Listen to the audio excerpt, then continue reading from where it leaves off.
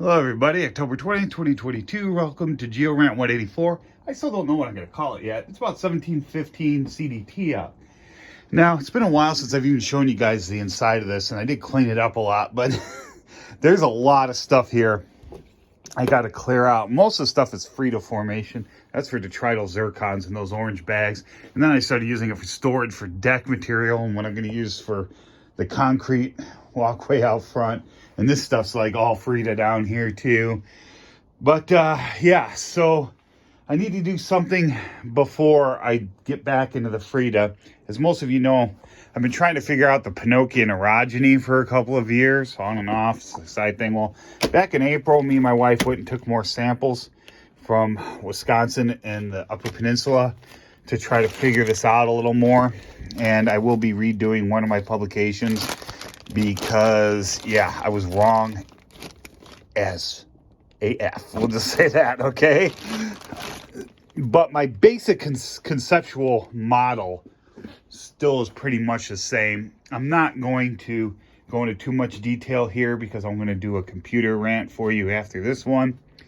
But I just want to show you that I need to do detailed petrographic analysis so I have my ducks in a row, because the hypothesis, one of my hypotheses based off somebody else, was that the Penokean orogeny was an in situ orogeny, meaning it happened in place. But I don't think it is. Now I have changed my hypothesis. I believe it is an island arc, but I believe it might have been a hotspot type island arc scenario. Just so you know, if you don't know, the Penokean's an orogeny that occurred 1.85 billion years ago with a B.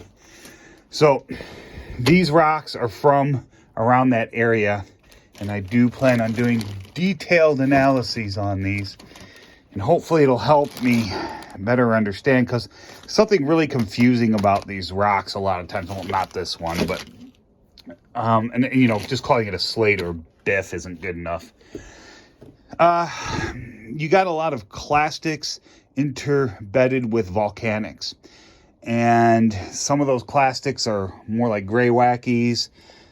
Some are considered igneous, even though they're like tuffs. You know, we have this saying in geology, you know, volcanic ash is igneous on the way up, sedimentary on the way down, but we consider it igneous. And a lot of times it's really hard to tell what's what, especially since the sediments are usually locally derived, so they're made of the same stuff that the volcanics are. Some stuff is obvious. Like you look at, I think there's a real obvious gabbro here somewhere. I just need to do, I'm not going to spend too much time looking for it if I can't find it right away. So, yeah, I don't know where it is up top of my head. Well, it's somewhere around here. Anyway, so yeah, stuff like slate, that's not good enough.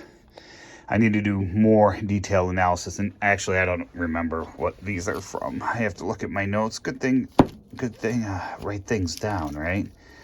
Whew, yeah, because I forget a lot. Anyway, so for those of you that don't know, when I'm in the field and I collect a sample, I do the month, the day, the last two of the year, and then -1 is the first sample.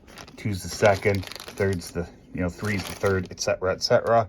And yes, I don't take samples unless I have permission, and most of the stuff is like right-of-way road stuff anyway, so it's free game. So I want to hear that nonsense. Anyway, I think that's it for now. And like I said, I will, do a more detailed description, because yeah, I think my basic model is correct, the Penokean. Like a lot of this stuff, like we've overcomplicated the geology for no reason. I think it's a lot simpler than that. That hasn't changed. What has changed is my interpretation of the geologic setting. And also what hasn't changed is my belief that the Niagara Fault Zone, at least in the area I'm studying, is a figment of our imagination.